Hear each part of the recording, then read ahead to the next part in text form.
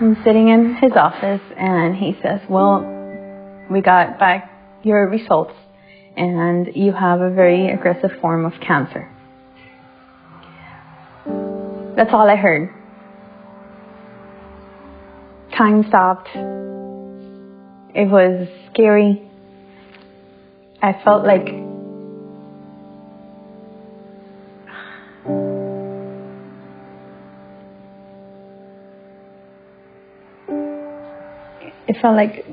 the world flashed before my eyes very quickly.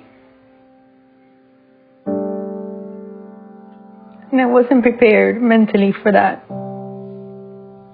And then he realized that I wasn't paying attention to what he was saying.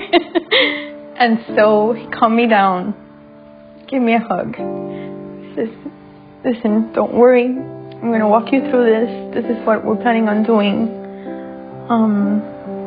We got it very early.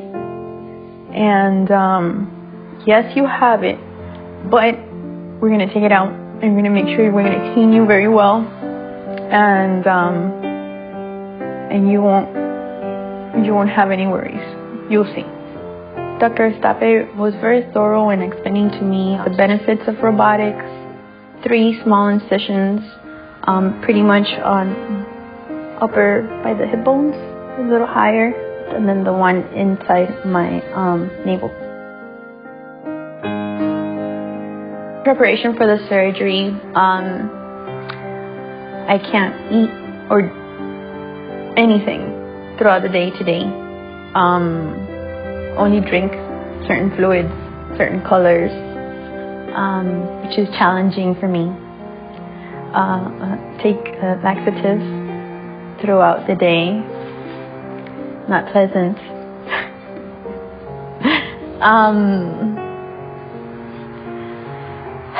I guess just emptying my body of everything so that I'm ready for tomorrow morning, because I'm supposed to be at the hospital at 5:30 in the morning.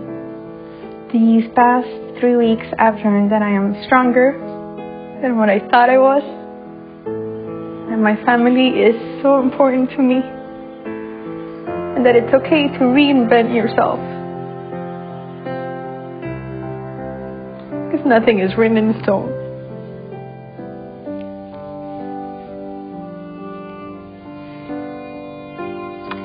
I'm ready.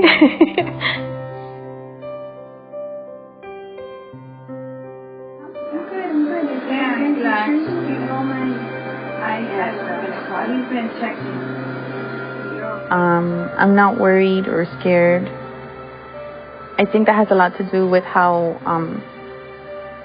the doctor spoke to me and relayed what was going to take place and what to expect, on top of the fact that he also operated on my mom, who had a hysterectomy. Well, Alma has an early cervical cancer. It was mostly limited to the inner side of the cervix. We're going to remove the cervix itself along with all the tissue around it. Once we're able to get that out, then we're going to reattach the uterus to the vagina. By doing this, we can allow her to try to have a baby down the road, but not having lost her uterus completely.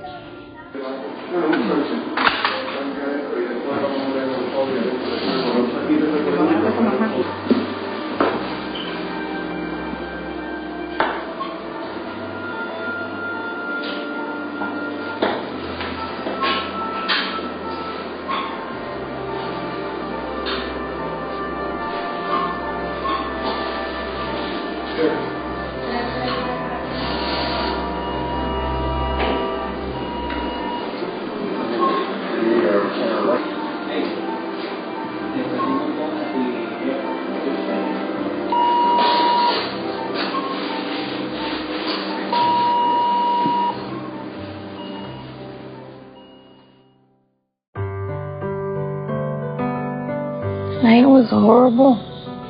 A lot of pain after the anesthesia wore off. A lot of pain. I wasn't expecting that. But the doctor wasn't also expecting my lymph nodes to be swollen when he went in. I'm staying one night more just to make sure everything's okay.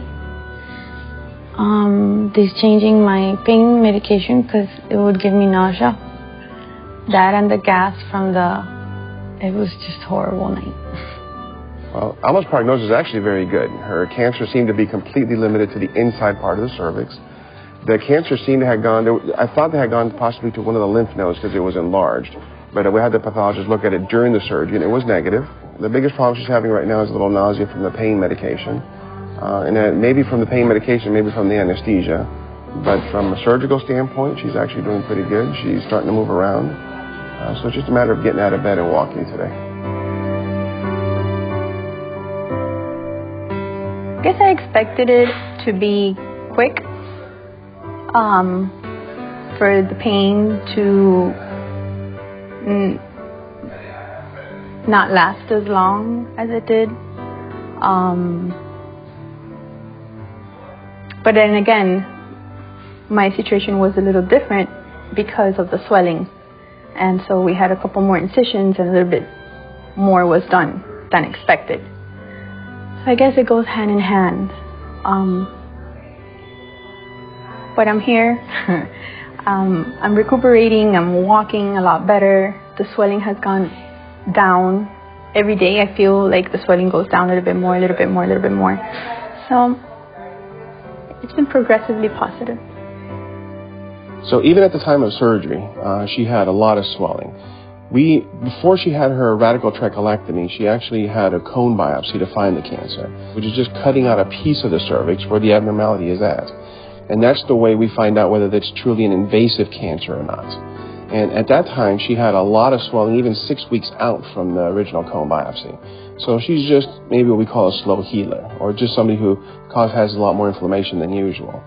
So after surgery, she actually took a little bit longer to recover. Instead of a day, she was a couple of days in the hospital, just with more inflammation than anything else. Since then, I've gotten progressively better. You feel your body going back to normalcy again. Going back to work really helped. Just moving around, walking, trying to regain your strength. And just starting your life back again. Your strength comes from within. It has to come from within. You have to be positive. You have to surround yourself with positive people. And you have to trust that you've made a good decision with the doctor that you have.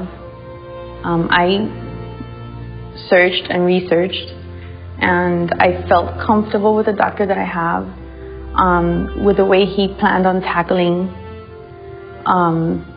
the problem. He made me feel like there's light at the end of the tunnel. What doctor gives you his cell phone number? Call me and tells you it's going to be okay. We got it in time. This is the plan. It's been a long road, from the moment of the surgery to starting to completing a marathon. About 3 months. Crossing that finish line felt like I was exhaling and leaving illness behind. That's how it felt. So I'm really looking forward to crossing my finish line, say 5 years from now, and being able to say, yeah, I'm free of cancer.